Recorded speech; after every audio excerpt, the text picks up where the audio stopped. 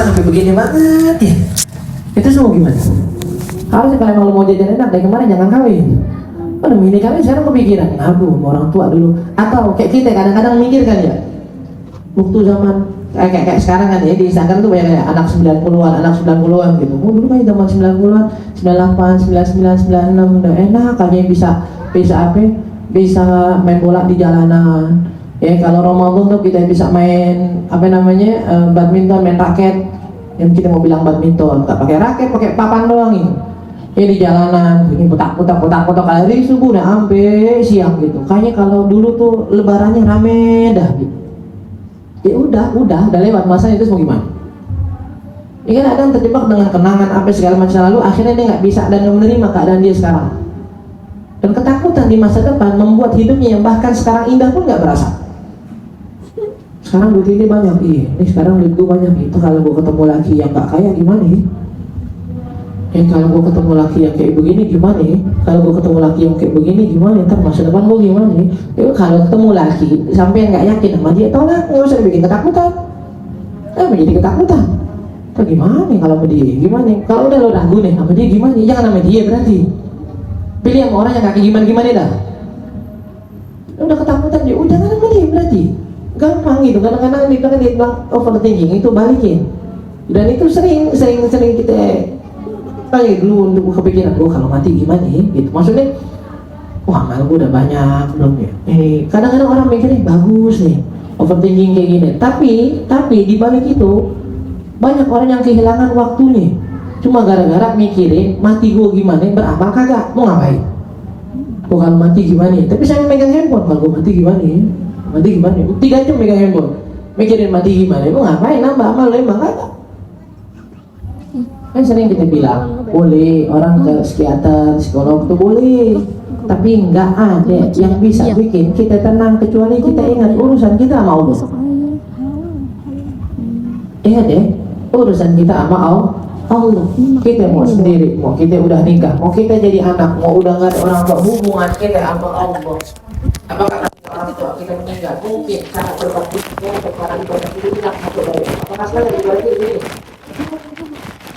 Dan sebenarnya dia kalau orang mau berusaha ibadahnya, puasa, pikir banyak. Apa yang orang bisa tidak enak dari dokter salah. Jadi kan kita berusaha semua. Apa?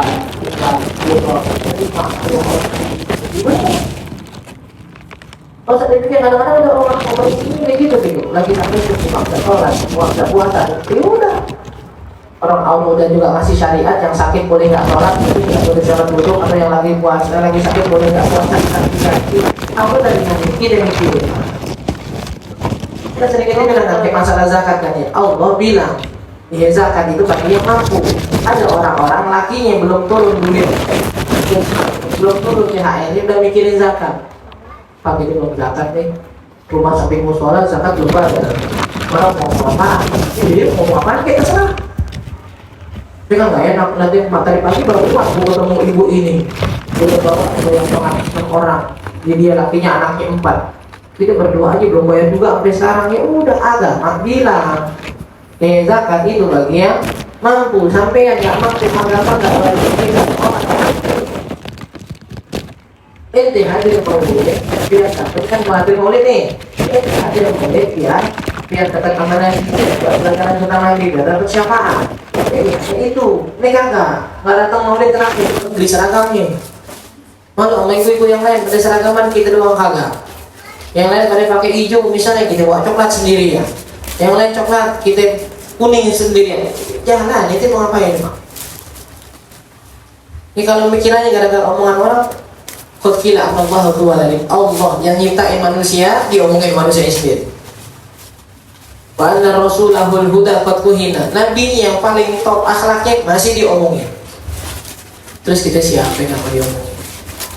Ya Nabi Musa pernah bilang, ya Allah saya capek diomongin sama orang, tolongin saya biar gak diomongin sama orang. Apa kata Allah? Wahai Musa, saya aja diomongin, lu mau gak diomongin? Saya aja masih diomongin. Ya kadang jangan kan orang kafir, sama orang muslim sendiri. Tapi si Allah gini banget sama gue ya, kan lagi ngomongin Allah gitu berarti nih. Makanya Allah paling benci kita ngadu kesulitan kita sama orang. Benci bukan karena sekedar curhat, silakan, lagi sumpah, pusing, curhat boleh. Tapi mengutarakan perasaan kita dengan ada perasaan kesel dengan takdir Allah, haram tuh. Dan Allah paling benci. Man yashku man yashkuhu ila khalqi. Allah benci ada orang yang ngomongin dia ke hambanya sendiri. Sholat terus ketawa tapi nggak bersuara, apa itu nggak batal? Enggak. Kadang-kadang kita bilang, ini kalau segi batalnya ada orang ketawa, tiba-tiba aja gitu ketawa, nggak bersuara, cuma kelihatan gigi. Ada orang yang bilang, oh kelihatan gigi itu batal. Bagaimana kalau baca Fatihah gimana? Mungkin baca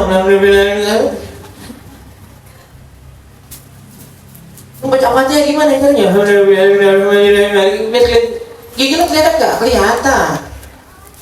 Ngomong tak aja kelihatan kita gigi gitu. Emang udah tahu lidahnya, posisinya lidah di tengah-tengah gigi, mau nggak ngomong tak gimana coba?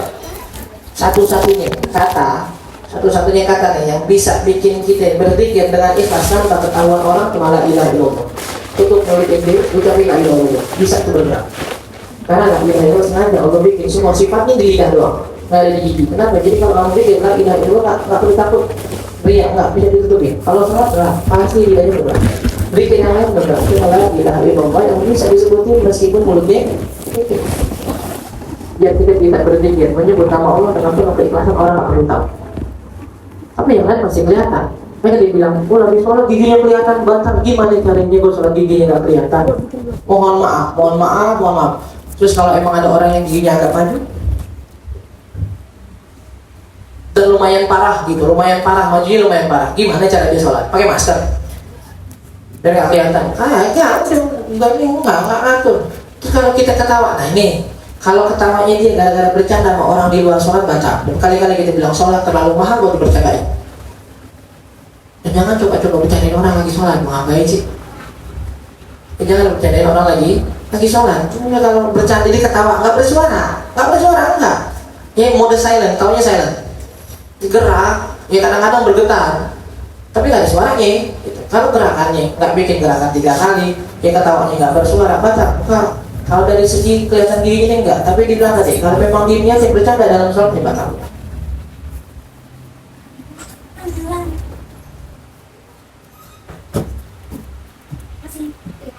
Mungkin kita punya keponakan umur 1 tahun lagi suka-sukanya main di bak, ya kan?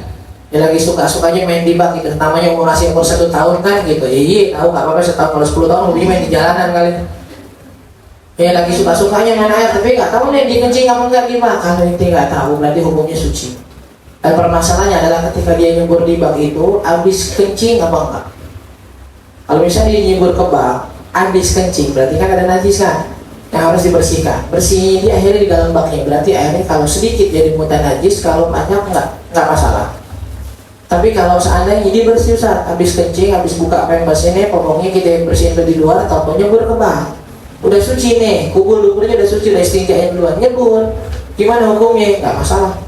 Tapi kita nggak tahu dia kencing apa enggak, ya nggak apa-apa. Kalau kita nggak tahu hukumnya, jangan diambil sebuah hukum, jangan. Udah anggap aja berarti dia nggak kencing, nggak usah diperhatiin. Yang ketika dia lagi mandi dia diperhatiin, mengatnya ada air yang bergerak, maka nggak di dalamnya, nggak usah. Kalau kelihatan, kita tahu, airnya jernih, bening, tahu ada kuning-kuningnya di kencing, ya baru kita anggap. Kalau nggak usah. Pokoknya jangan pernah diambil hukum ketika kita nggak tahu pasti. Bagaimana tanda ketika tobat kita diterima? Ya kita nggak demen lagi sama yang kemarin. Tobat kita diterima, tandanya gimana? Kita nggak demen lagi sama yang kemarin kita lakuin dari kesalahan itu. Udah itu. Dan biasanya tobat itu kita bakal diuji dengan kesalahan yang sama. Ya ada sebagian mengatakan seseorang yang bakal diuji dengan kesalahan yang sama yang lagi dia tobatin sebelum benar tobatnya diterima. Kita biasanya nih tobat dari duit haram, kita buang tuh duit haram, bakal datang lagi kita, mungkin masanya bakal datang lagi. Ya tobatnya dari minuman, dari judian, udah tobatnya, tungguin, bakal datang lagi kita. Kalau itu yang kedua bisa dilewatin, nah itu biasanya katanya berhasil tobat ini. Tapi tanda paling umum nggak? Tanda paling umum tobat diterima adalah dia tidak suka lagi dengan kesalahan yang diperbuat kemarin. Makanya salah satu syarat tobat kan nggak boleh merencanakan maksiat lagi kan. Anda pengen tobat Ustaz dari apa? Dari duit haram. Tapi kalau seandainya dipaksa sama orang gimana Ustaz? Jangan dipikirin. Udah nggak usah dipikirin, pokoknya mau maksa, mau dipaksa, mau sukarela, nggak bakal gue ambil. Nggak usah dikira-kira lagi. Anda berhenti Ustaz dari mabuk. Tapi biasanya ada satu temennya yang kalau ketemu dia pasti di pasar mabuk. Itu gimana bisa? Ya, itu ada kerancangan tapi. Udah pokoknya enggak, mau siapapun itu yang ketemu enggak mabuk udah itu tobat. Bisa dijalanin benar, nah itu tobatnya diterima. Tanda ya, tanda. Sekali lagi tanda nggak ada pasti kecuali karena Allah pengen kita tobat siap hari. Salat pakai parfum alkohol, parfum yang mengandung alkohol itu berkali-kali dibahas. Sebagian guru kita lebih memilih buat jaga-jaga. Guru kita lebih memilih buat jaga-jaga, khusus buat baju-bajunya yang bukan hanya dipakai buat sholat. Biasanya mereka pakai parfum yang biar doang. Kalau baju yang dipakai buat kondangan, yang nantinya nggak dipakai buat sholat, mau nyemprot alkohol itu semprot nggak babe? Nggak pakai parfumnya, alkoholnya doang, semprot gitu. Tapi kalau yang buat sholat nggak, jangan. Meski ada, tapi kita pernah dengar katanya boleh selama begini. Iya, ada pasti ada. Tetapi selama dibilang ini ada yang bilang nggak sah, kenapa kita nggak memilih ibadah dengan cara yang paling sah yang dibilang sama orang? Ya mentokannya itu biasanya mentokannya yang bilang ada alkoholnya boleh selama alkoholnya nggak melebihi dari kadar biangnya 60, 40, 70, 30 masih aman nih. Tapi kalau alkoholnya 60, biangnya yang 40 enggak. Itu dianggapnya udah alkohol, nggak sah sholatnya.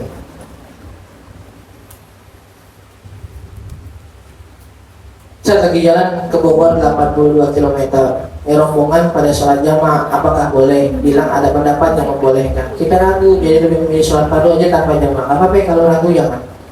Dan ada pendapat yang mengatakan bahwasanya keluar kota, jangan kata 82. Kalau 82 masih udah bilang nih, 82, 83, 84. Ya, ada yang bilang keluar kota aja boleh. Jadi ente main di Bekasi boleh jamaah. Main ke Bekasi nih. Boleh jamaah. Jadi kalau orang rumahnya di Pondok Gede, sampingnya nggak pulang Bekasi, sholat duhur Bekasi, jalan kaki di masjid situ, pulang jamaah tuh. Ada begitu ada. Selama keluar dari batas kotanya gitu silakan. Ada yang lebih parah lagi, masuk ke kota Madia. Jadi kalau orang hidup di lampu merah Jambul nih, sholat di BGC di Al-Hawi, pulang jamaah tuh dia. Ada. Tadi bilang kalau fikih itu luas, tapi kali-kali kita bilang jangan dimainin buat keuntungan pribadi. Kalau kita ngerasa aneh ragu nih saat 80 boleh jamaah apa enggak? Udah nggak usah jamaah. Kira-kira kalau asap rumah keburu atau nanti di tengah-tengah di rest area berhenti kayak itu bisa sholat bisa, nggak usah. Dan memang pendapat Imam Nawawi itu yang kita pakai banyak di Indonesia, bahwasanya jamaah dan kosong sepakat. Ya, perjalanan yang harus 83 km ke atas. Ya, ada yang bilang boleh 78, tapi ini masih oke lah. Tapi yang tadi kita bilang keluar kota ke Bogor nih akan 40 km, 45 gitu. Nah, Imam Nawawi itu Al-Bantani, beliau makanya enggak sepakat, makanya yang jamaah sama kosong sama harus 83 km. Jadi kalau begitu mendingan udah nggak usah jamaah. Tapi misalnya saya jalannya mau sebahali, saya jalan kalau beliau bilang udah kita jamaah aja ikutin silakan, mereka tanggung jawab. Itu sering kita bilang. Pernah kita ziarah Jakarta Bogor sampai Habib Ahmad Jindan, dia bilang kita jamaah saya pribadi sama, ada yang kurang seret kalau jamaah tuh kurang dari 85, ada kurang seret orangnya. Kalau udah 83 atau 5 silakan, di bawah itu enggak. Tuh, ada di atas 78 karena pendapat guru kita Abi Umar tuh bilang 78 bisa. Ya kalau 78 ke atas oke, kita jamaah. Tapi kalau masih di bawah itu kadang-kadang rasanya kurang seret. Tapi pas lagi ziarah beliau bilang kita jamaah sholat. Pas lagi lupa antara di Cikina atau di luar Batang, kita jamaah sholatnya sebelum ke Bogor. Sholat, ada orang bisikan insan ke 83. Itu bilang Jindan masih nanya, biarin aja udah. Jadi orang yang lebih soleh di atas kita yakin kesolehan mereka mustahil bikin mereka milih-milih hukum dengan hawa nafsunya. Ketika mereka bilang, udah jamaah udah. Kalau Habib Ali Habsyi itu pernah sholat di belakang Habib Hasan bin Shalih Al-Athas. Kalau nggak salah gitu ada pendapat Habib Hasan yang bertentangan dengan Habib Ali Habsyi. Milihnya nih. Ada orang murid yang nanya, Habib, antum seperti belakang Habib Hasan. Sedangkan beliau bilang begini, antum bilang begini, salah nih. Kata beliau Habib Hasan ini suaranya disukai sama Nabi. Jadi kalau sholat belakangnya gimana gayanya sih, gue ikut aja udah. Orang yang sholat udah diakui sama Nabi, ngapain aja kita tanya-tanya? Kalau orang soleh kayak mereka, kita di belakang mereka pakai pendapat yang bilang udah ada jamaah aja deh, udah bismillah. Tapi kalau kita sendiri atau maaf gitu, cuma dengar dari guru pernah ada yang bilang jangan dah. Paling mungkin kita masih setengah-setengah aja kan. Ya kalau kata Habib Misdaba, di antara syarat kita boleh berfatwa atau ngasih tahu orang, paling nggak kita tahu tuh yang ngomong siapa, pendapatnya ada di kitab mana. Kalau cuma katanya doang, ntar lu udah jaga-jaga dah. Kita boleh batalin sholat karena apa? Kalau memang perkaranya itu menyangkut dengan nyawa dan kerugian harta, silakan. Harusnya tadi kita bilang sholat, lihatin dulu nih ada kompor yang nyala nggak, lupa.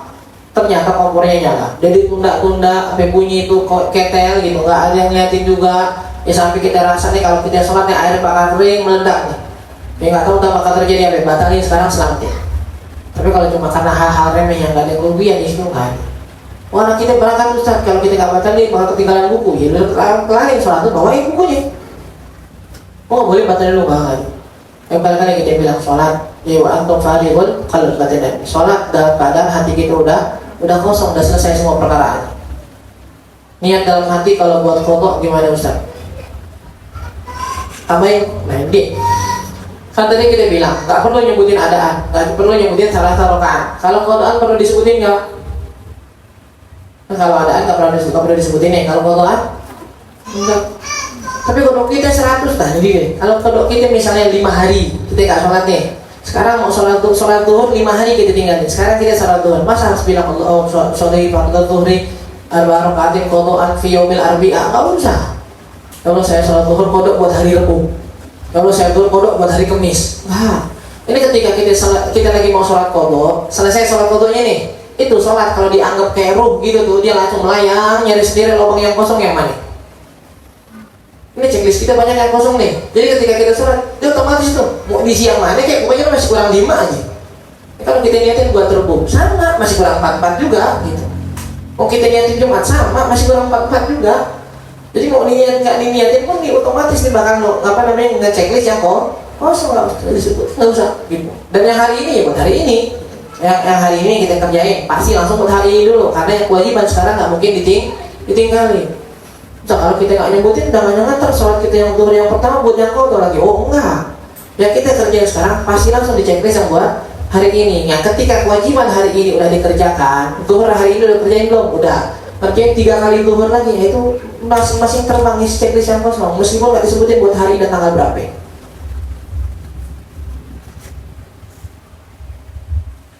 Ustaz mau mau ada kantor ada lomba 17-an, ternyata bos ada idenya lomba main gaple. Boleh nggak hukumnya Ustaz itu mau main gaple, itu mau main remi, itu mau main uno, silahkan. Selama nggak ada judi. Termasuk dari judi adalah ketika bayar pendaftaran dari perlombaan dan hadiahnya dari uang pendaftar. Paham? Tapi kalau nggak bosnya bilang udah main gaple, hadiah dari gue main. Ya, ini yang sering kita ceritain ke teman-teman kita. Kita pernah ada nggak ikutan, tapi ada di sini. Ada teman-teman yang lagi main gaple, tapi gaplenya ini gaple yang kayu, ya kayak orang-orang Cina main judi. Mainnya begitu tuh. Ya kita beli di luar, main di situ. Tiba-tiba jam 10:30 malam seingatannya, Said Salim datang. Said Salim anaknya Haluan nih, saya itu beliau baru menjabat jadi kepala sekolah datang. Dibuka pintu kita lagi main. Soalnya beliau langsung bilang diemin di semua, jangan bergerak. Dinyalain lampunya di foto. Habib mau ngapain? Anda mau ngelaporin gabungan. Wah kita mikir, mampus gue dipulangin nih. Mikirnya kan gitu, haram nih main gaple. Bukan, dan Habib jangan. Kalau kita nggak bakal main, kita bakal buang. Nggak, bukan masalah main gaplenya kata beliau. Itu melanggar peraturan guru inti jam 10 harusnya tidur. Ini bukan masalah gaple haram kata beliau. Maksud di situ berarti kita tahu main gaple ke haram. Tapi itu melanggar peraturan guru inti yang nyebutin harusnya jam 10 tidur gitu. Ada mau ngelaporin Habib Umar, ada murid yang melanggar aturan jam tidur dengan cuma main gaple. Jadi main gaplenya bukan laporan utamanya bukan, tapi ngelanggar jam tidur. Berarti main gaple boleh, main remi, main gaple boleh. Mainnya gimana? Mau mainnya dibagi-bagi, dibanting, mau main tos-tosan silahkan. Mau main sampit-sampitan nggak apa-apa. Menangnya kayak gimana? Kayak yang penting udah main terserah. Yang penting jangan pakai unsur judi. Cuma memang selalu kita bilang, kadang-kadang kita main gaple sama teman-teman kita yang teman-teman yang sering begadang di sini, yang bantuin main selesai majelis kita main, jangan difoto, jangan videoin. Kenapa? Karena ada beberapa permainan yang konotasinya jelek. Dipandang aja di masyarakat kurang bagus. Gitu. Sampai sekarang, Anda bilang ke teman-teman, jangan pernah main ke tempat biliar. Ya kalau mau main biliar, sewa villa ada. Wah mahalan sewa yang udah jangan main biliar berarti. Itu yang sewa villa, cari yang di biliarnya, lumayan 24 jam silahkan. Wah kalau itu mahalan sewa yang bisa ya jangan. Karena tempat biliar di kita udah ketika kita dengar kurang bagus tempatnya. Dan gak cocok buat kita anak-anak majlis, mau laki perempuan. Ya, dan menjaga nama keilmuan kita biar lebih dihargai orang lain itu lebih mahal daripada segala muasin main biliarnya doang. Habis ente main biliar sekali, dua kali, tiga kali puas. Oke, puas. Orang yang ngeliat ente bakal nanya, ya anak main bisa aja begitu apalagi gue. Ketika nanti udah begitu, nasihat yang kita keluarin gak tajam lagi buat mereka. Kenapa ente kalau aneh nasihatin selalu dengar? Karena mungkin kalian semua melihat apa yang saya keluarin, saya gak ngelakuin dari sebuah kesalahan itu. Makanya didengerin, oh iya benar, Ustaz ngamali soalnya. Tapi kalau orang dibilang, dia jangan main biliar, dia ngepost begitu. Mau ngapain? Gimana orang bisa percaya sama dia nanti? Jangan, ittaku mawadi'u tuhmah, kata Nabi, jauhin tempat-tempat yang bakal dituduh sama orang lain. Ada orang lagi mabok-mabokan, jangan dideketin. Kadang-kadang alasan kita gitu, kita nggak pacaran, cuma duduk doang sama teman kita yang lagi pacaran, enggak kena lu tak. Kita nggak mabok, cuma nongkrong sama orang-orang mabok doang, bener, nggak mabok, nggak nyium sama sekali, nggak megang sama sekali, enggak, itu duduk di situ. Kata Nabi, barang siapa yang mendekati tempat yang penuh tuduhan, jangan nyalain orang kalau disuzonin. Kita punya kewajiban jangan suzon sama orang, tapi kita punya kewajiban jangan bikin orang lain suzon sama kita. Kalau wudhu telanjang, mari kita bahas, boleh. Wudhu telanjang silahkan, kalau dibilang sah, sah aja, tapi kurang afdal, kurang penuh adabnya. Kita lagi sholat nih Ustaz, teman yang nggak paham masih bercandain kita senyum doang, nggak keluar suara, nggak kelihatan gigi, nggak bergerak badan, nggak. Paling tadi sholatnya nilainya berkurang karena khusyuknya berkurang. Kalau batalin sholat karena ngerasa niatnya belum sadar, boleh nggak? Bukan boleh, emang belum masuk berarti. Kita takbir nih, Allahu Akbar, kayaknya gue salah dah. Batalin boleh nggak ya? Kalian belum sholat, apa yang mau dibatalin? Nanti kalau ngerasa niatnya salah, berarti sholatnya belum masuk, ya bukan dibatalin, emang udah belum masuk, belum batalin, silakan. Kalau mau batalin karena di tengah-tengah ada yang ragu, kayak mulangin niat awal mungkin karena masih belajar, udah di tengah-tengah udah rakaat kedua, Ustaz kayaknya niatnya ragu, udah jangan. Kata kalau mau batalin niat dari awal, tapi kalau udah lewat sampai ruku itu jangan dibatalin lagi, jangan enggak. Anggap aja was-was doang.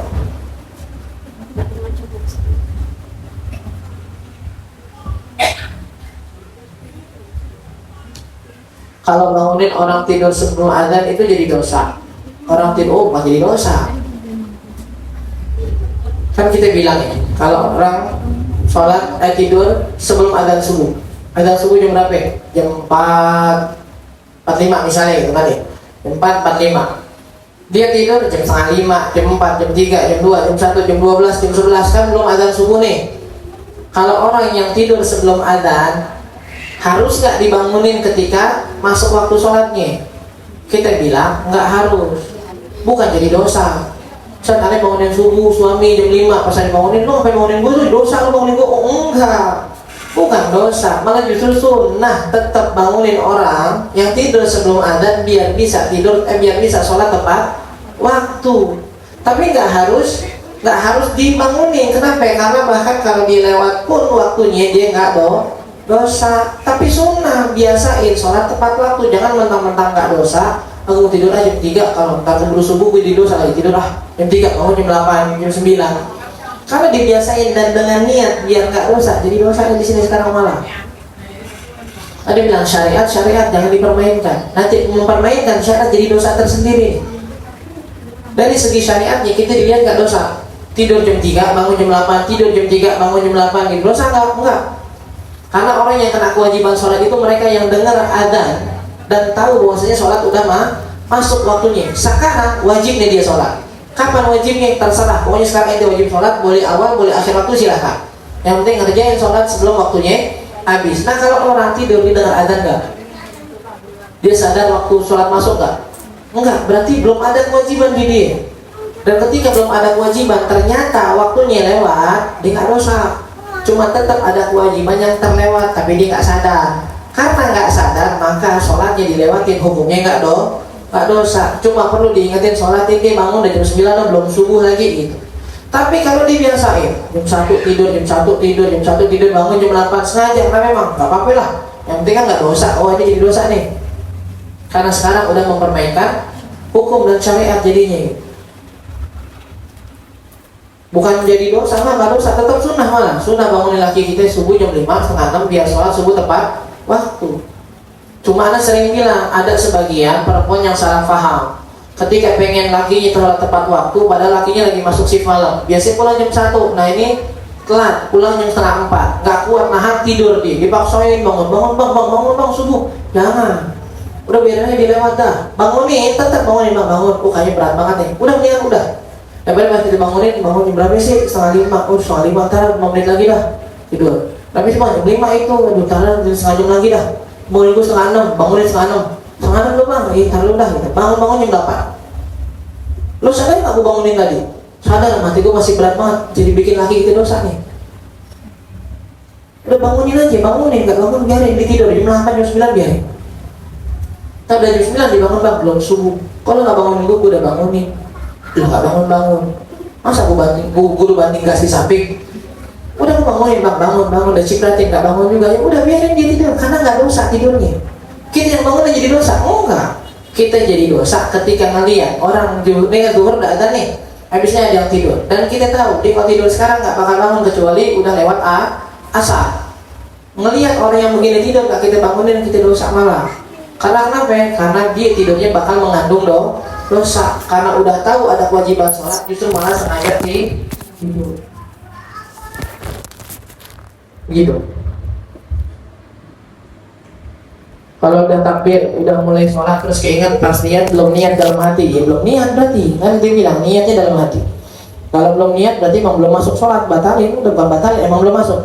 Ya kalau dalam pemakaman ada kejadian papanya kurang, terus ada lagi ambulan nyasar.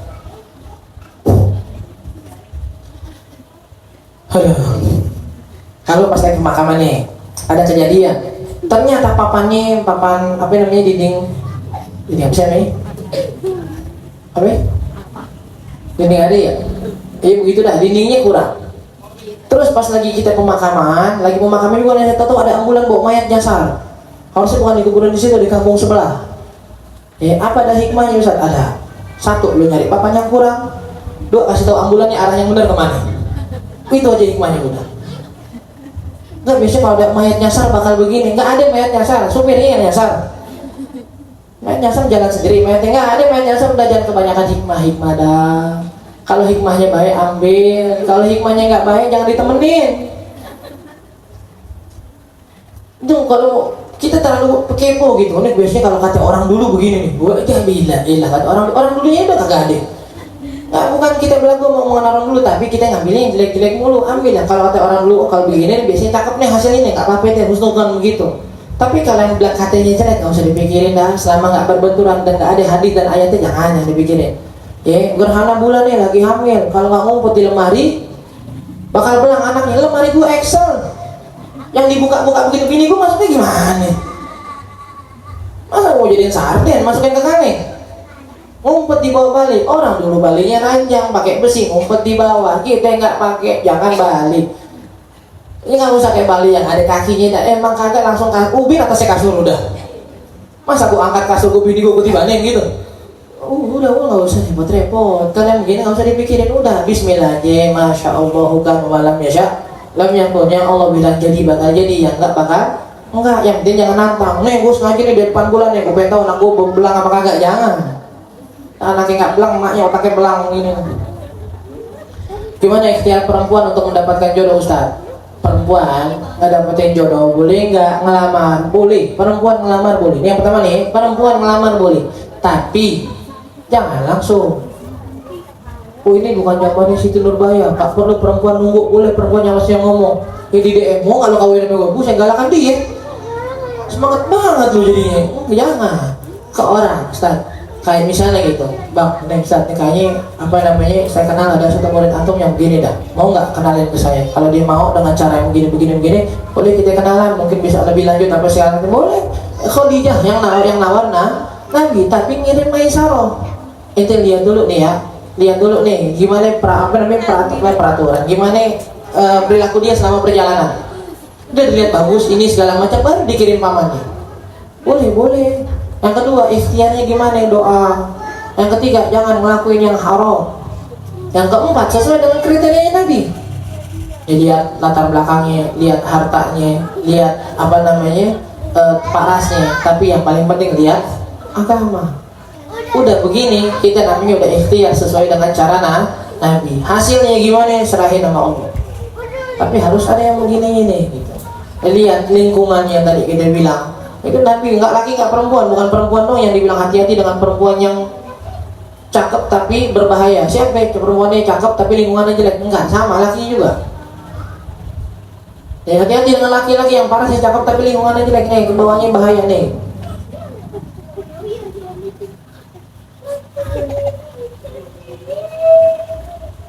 Berarti ngucap Allahu Akbar, akbarnya ketika sujudnya pas nempel sejadah. Taruh. Kalau yang dimaksud dari niat, semuanya niat Allahu Akbar. Udah tuh.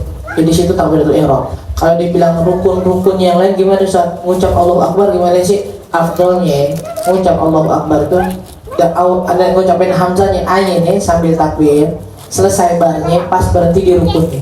Jadi kalau kita rukuk misalnya nih, Allahu Akbar, pas badannya lempeng sujud rukuknya itu barnya berhenti di situ.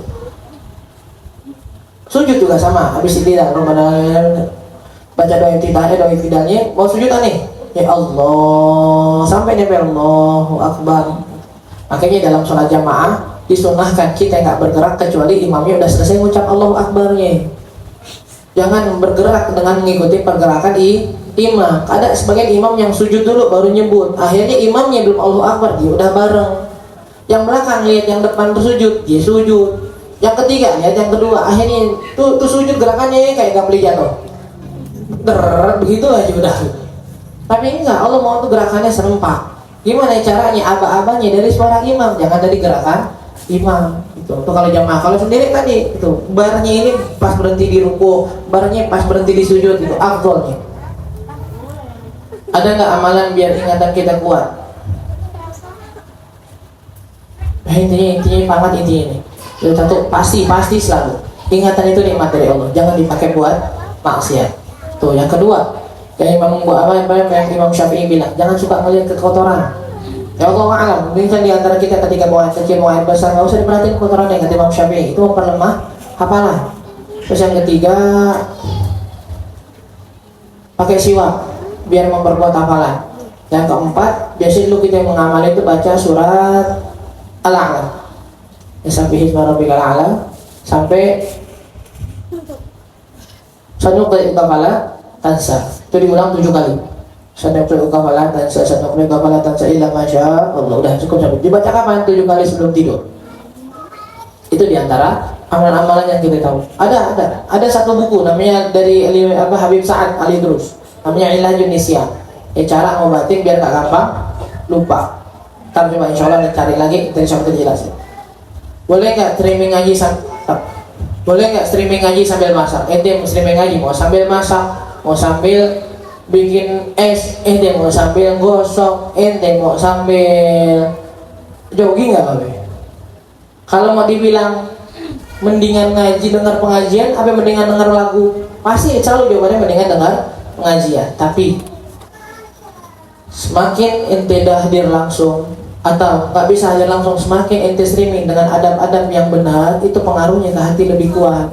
Gimana orang bisa paham atau bisa kena nasihat yang diucapkan dari streamingnya ketika dia lagi sibuk nyari garam? Ustaznya lagi nasihatin ya lewat streaming, ya dia lagi sibuk, garam mana sih, garam lewat lagi. Udah masak deh, habis masak baru streaming, keburu habis pulang bisa. Udah mendingan begitu dah, daripada tadi kita bilang akhirnya nggak kena nasihatnya, ngerasa udah nonton padahal nasihatnya nggak ada yang masuk karena sibuknya dia masak. Apakah saya dan orang tua memiliki kewajiban untuk membantu abang yang udah menikah namun tidak mampu secara ekonomi? Sunnah. Kalau aneh udah nikah, ya misal punya salah satu saudara yang kurang mampu, wajib nggak kita bantu? Nggak wajib, sunnah. Kalau memang jatuhnya ke orang tua dulu. Kalau orang tua nggak bisa baru ke kita. Kalau punya kemampuan, kalau nggak punya kemampuan nggak. Kalau punya kemampuan iya jadi wajib. Tapi derajatnya banyak tuh, dari laki ke bininya dulu, bini ke orang tua, ya orang tua baru nanti ke kerabat. Kalau masih ada lebihnya, kalau nggak usah dipaksain. Ya, kalau orang tua anaknya udah nikah, tahu mohon maaf gitu, kerja di PHK, ya lagi bangkrut usahanya, wajib nggak orang tua bantuin? Wajib, bahkan bantuin. Kadang-kadang sananya kita nganggap yang udah nikah, kayaknya nggak boleh hubungan sama sekali, kasih sama orang tua dan lain-lain. Nggak kasih. Ya kalau memang apa namanya, memang anaknya nggak mau. Dan sebaliknya, anak merasa udah nikah yang perlu diurusin kayaknya keluarganya doang, nggak nengok ke orang tuanya. Nggak salah. Selama ada kemampuan berarti ada yang apa namanya, ada yang harus diurusin. Emang benar istri nggak boleh balas omelan suami? Suami ngomel nih, boleh dibalas nggak? Jangan dibalas. Kalau laki ngomel jangan dibalas, jangan. Racunin. Enggak, suami jangan. Ente kalau suami ngomel nih, ente mau ngomel balik ngapain? Suami lagi ngomel, ente ngomel lagi ngapain? Habis dia kalau ngomel kebiasaan Ustaz. Dia ngomel gara-gara ente salah nggak? Iya sih, gara-gara ente salah, berarti salah ente kebiasaan juga. Kalau suami ente marah tanpa sebab, silahkan pertanyakan, emang salah apaan?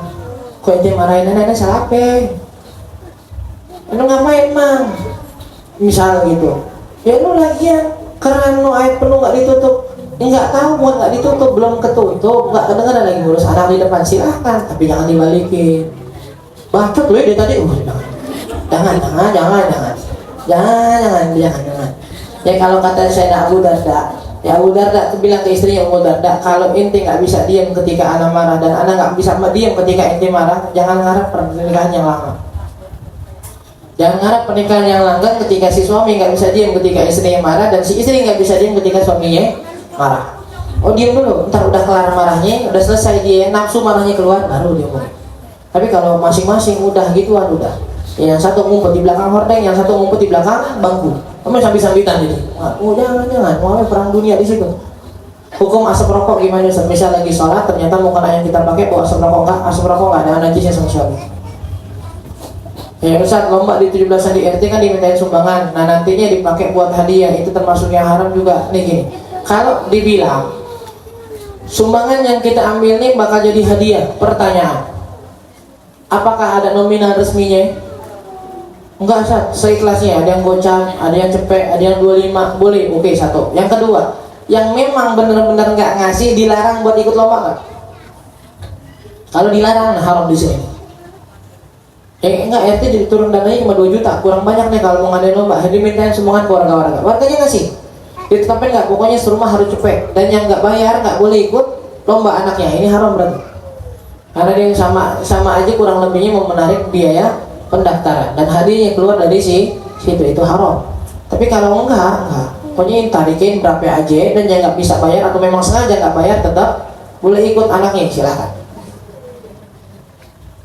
Kalau ada lomba sekolah tingkat kecamatan, tapi tiap lomba murid harus bayar hadiah dan perlengkapan acara tersebut. Hadiah dan perlengkapan acara dari uang tersebut. Kalau buat perlengkapan nggak apa-apa gini, Ustaz, kalau seandainya kita nggak pakai duit ini buat lomba, buat hadiah, kita nggak punya hadiah, cari orang.